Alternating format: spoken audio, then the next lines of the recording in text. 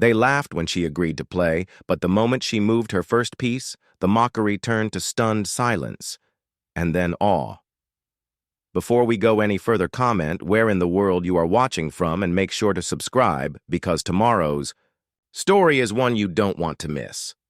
It was a crisp autumn afternoon in the heart of New York City.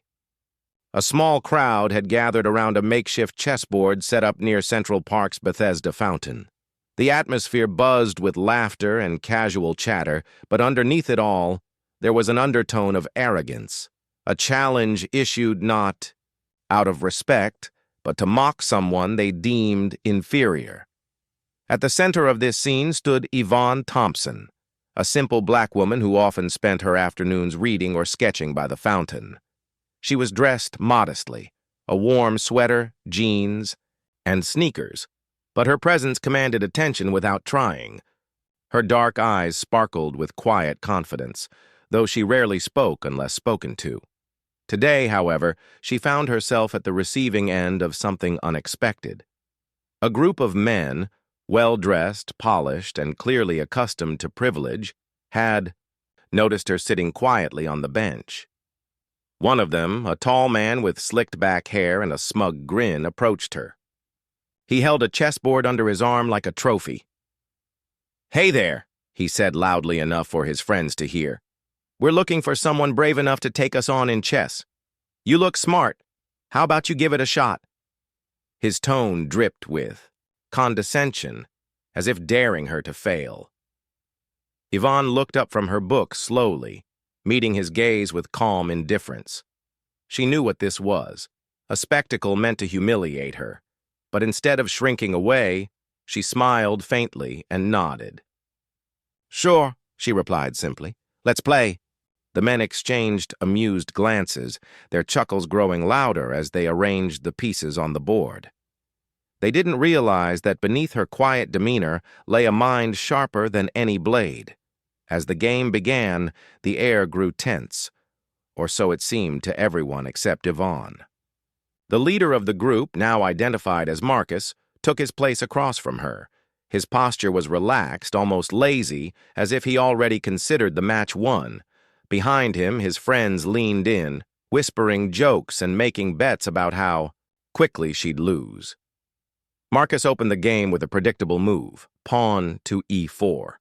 It was the kind of opening beginners used, designed to assert dominance right away.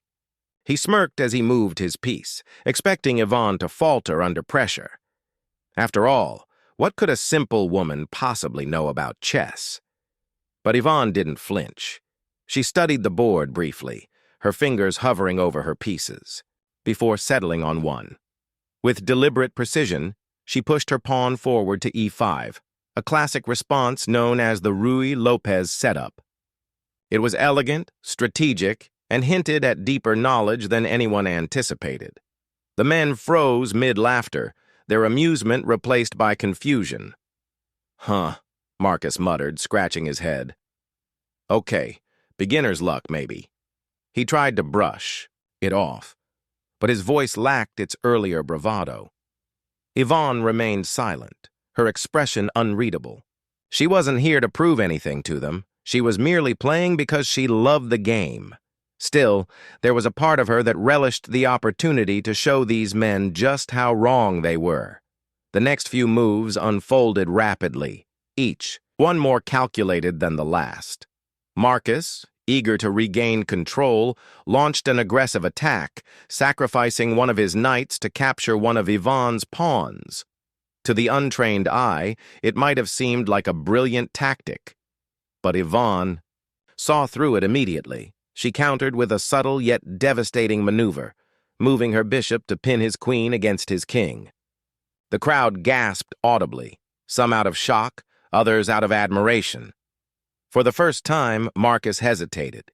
His earlier cockiness wavered as he realized he was dealing with someone far more skilled than he'd assumed. You've played before," Marcus stammered, sweat forming on his brow. Yvonne finally spoke, her voice calm but firm. "Yes, I have. And I suggest you focus less on underestimating your opponent and more on your strategy." Her words hit like a thunderclap. The men behind Marcus shifted uncomfortably, no longer laughing. What started as a cruel joke had turned into a lesson none of them were prepared for. The turning point of the chess match arrived with a palpable shift in energy. What had started as a light-hearted spectacle orchestrated by Marcus and his friends had transformed into something far more intense, a battle of wits that exposed the fragility of arrogance. As Yvonne continued to play, her every move demonstrated not just technical skill, but also an almost artistic understanding of the game. Each piece she moved seemed to serve multiple purposes, setting up traps and defenses while steadily advancing her position. For Marcus, the realization dawned slowly at first, like shadows creeping over the board, until it became impossible to ignore. He was outmatched. Marcus's earlier confidence began to crumble under the weight of Yvonne's precision. His once aggressive tactics now felt reckless, leaving gaps in his defense that she exploited effortlessly. He tried to salvage the situation, sacrificing pieces in desperate attempts to regain control. But each sacrifice only deepened his predicament, as if Yvonne had anticipated every possible countermove long before he made them. The crowd, initially there to mock her, grew silent. Their amused whispers turned into murmurs of disbelief, then admiration.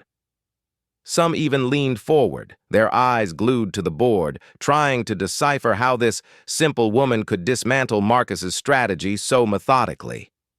Finally, the moment came when Marcus realized there was no escape. Yvonne maneuvered her queen into a commanding position, flanked by her remaining pieces, creating an unassailable network of threats. With one final calculated move, she placed his king in checkmate. The tension in the air broke instantly, replaced by applause from the onlookers. It was a stunning conclusion, a masterclass in patience, foresight, and composure. Marcus sat frozen, staring at the board as though hoping it might rearrange itself to undo what had just happened. But the truth was undeniable. He had lost, not just the game, but also the assumptions he'd brought to the table. For Yvonne, however, victory wasn't about gloating or rubbing salt in Marcus's wounds. She remained composed, her demeanor unchanged, from the start of the match. When Marcus finally looked up, his face flushed with embarrassment, she met his gaze without malice. Instead, she extended her hand across the board, signaling both sportsmanship and closure. "You're incredible," Marcus admitted, his voice trembling slightly. There was a mix of awe and shame in his tone, an acknowledgement of his mistake and respect for her skill. Yvonne accepted his handshake graciously, responding with quiet wisdom. "Apology accepted. Just remember, don't judge a book by its cover." This moment marked more than the end of a chess game. It was a reckoning for everyone present. For Marcus and his friends, it served as a humbling reminder of the dangers of underestimation. They walked away quieter, their earlier bravado replaced by reflection. For the crowd, it was a lesson in resilience and grace, the idea that true strength often lies beneath the surface, waiting to be revealed. And for Yvonne, it reaffirmed her belief in staying true to herself, letting her actions speak louder than any words ever could. In that brief encounter, lives were touched, perspectives shifted, and assumptions shattered, all because one woman chose to rise above mockery and prove her worth, one move at a time. As the crowd dispersed, and the IB Park returned to its usual rhythm, Yvonne found herself seated once again on the bench near Bethesda Fountain. The golden light of the setting sun bathed the area in a warm glow, casting long shadows across the chessboard that still lay untouched between her and Marcus's abandoned seat. She reached for her book, a well-worn copy of The Color Purple, and opened it to where she'd left off earlier. To anyone watching from afar, she appeared unchanged by the events of the afternoon. Her posture was relaxed, her expression calm, as though nothing extraordinary had occurred. But beneath the surface, there was a quiet satisfaction, an acknowledgement of what had transpired not just on the chessboard, but within the hearts and minds of those who bore witness. For Yvonne, this moment wasn't about personal triumph or proving herself to others. Chess had always been more than a game to her. It was a sanctuary, a space where logic and creativity intertwined seamlessly. Growing up in a modest household, she'd learned the game from her grandfather, a retired postal worker with a passion for strategy. He used to say, "Chess teaches you how to think ahead, not just on the board, but in life." Those lessons stayed with her through the years, shaping her approach to challenges both big and small. So when Marcus and his friends approached her with their mocking challenge, she didn't see it as an insult to take personally. Instead, she saw it as another opportunity to engage with something she loved deeply. Winning wasn't the goal. It was simply a byproduct of playing authentically. And yet the ripple effects of her victory were undeniable. The men who had come to mock her walked away humbled, their laughter replaced by introspection. For Marcus in particular, the experience served as a wake-up call.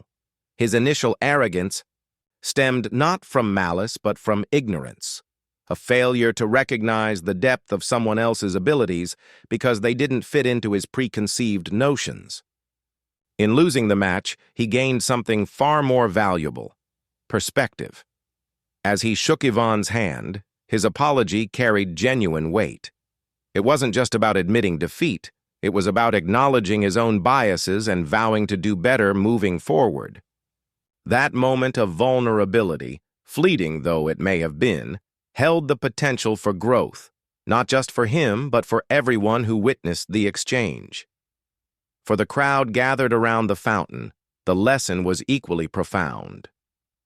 Many had come expecting entertainment, perhaps even schadenfreude at Yvonne's expense. But what they witnessed instead was a masterclass in resilience and grace under pressure.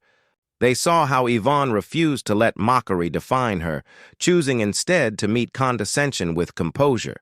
Her every move on the chessboard was deliberate, confident, and devoid of unnecessary flair, a reflection of her inner strength. By the time she delivered checkmate, the audience's cheers weren't just for her victory. They were for the way she carried herself throughout the match. Some clapped enthusiastically, while others nodded in quiet admiration, their expressions conveying a mix of respect and self-reflection. In that shared moment, barriers began to break down, not just between Yvonne and her opponents, but among the spectators themselves. Strangers exchanged smiles, struck by the realization that assumptions can be dangerous and humility can be transformative. But beyond the immediate reactions, there was a deeper layer to consider: the societal implications of what had unfolded. Yvonne's victory challenged stereotypes that persist even in modern society. As a black woman, she existed at the intersection of multiple identities, often subjected to marginalization and dismissal. Yet here she was, excelling in a domain traditionally associated with intellectual elitism. Her mastery of chess defied expectations rooted in prejudice, forcing those around her to confront their own biases. This wasn't lost on the crowd. Several people lingered after the match ended, approaching Yvonne to express their admiration. One young girl, no older than 10, shyly asked if she could learn to play like her someday. Yvonne smiled warmly and encouraged her, saying, "Anyone can learn if they're willing to put in the effort." In that simple interaction, seeds of inspiration were planted, seeds that might one day grow into newfound confidence for the next generation. Yvonne understood the significance of these moments, even if she didn't dwell on them overtly. She knew that representation mattered, especially in spaces where people like her were rarely seen or celebrated. By excelling in chess, she wasn't just playing a game. She was reclaiming a narrative that sought to diminish her worth. And yet, she resisted the urge to frame her actions as political or performative. For her, it was enough to exist fully and authentically, to pursue her passions without seeking validation from those who doubted her. That authenticity resonated deeply with those who observed her, reminding them that true power lies in staying grounded despite external pressures. As the sun dipped below the horizon, painting the sky in hues of orange and pink, Yvonne allowed herself a moment of quiet reflection. She thought about the journey that had brought her to this point, not just the hours spent studying chess strategies, but the life experiences that shaped her character. There had been times when she faced adversity, moments when the world seemed determined to box her into narrow roles based on race, gender, or socioeconomic status. But she had always found ways to push back, not through confrontation, but through excellence. Whether it was excelling academically, nurturing relationships, or pursuing creative endeavors, she approached everything with the same level of dedication and integrity. Today's chess match was simply another chapter in that ongoing story. AI, reminder that staying true to oneself is the ultimate act of defiance against a world that often seeks to diminish individuality. In many ways, the aftermath of the match mirrored the essence of chess itself, a delicate balance of strategy and intuition, action, and consequence. Just as each move on the board influenced the outcome of the game, so too did Yvonne's actions ripple outward, affecting those around her in ways both visible and unseen. For Marcus and his friends, the experience planted seeds of accountability, encouraging them to examine their behavior and strive for greater empathy. For the crowd, it sparked conversations about bias, representation, and the importance of giving others the benefit of the doubt. And for Yvonne, it reinforced her belief in the power of leading by example, showing rather than telling, inspiring rather than demanding. By the time night fell over Central Park, the fountain lights flickered on, casting shimmering reflections on the water's surface. Yvonne closed her book and stood up, gathering her belongings. She glanced briefly at the empty chessboard before walking away, her steps steady and unhurried. Though the match was over, its impact would linger, for her opponents, for the crowd, and for herself. Life, much like chess, was a series of interconnected moves, each one shaping the path forward. And as Yvonne disappeared into the twilight, she carried with her the quiet assurance that she had played her part well, leaving behind a legacy of grace, resilience, and unwavering authenticity.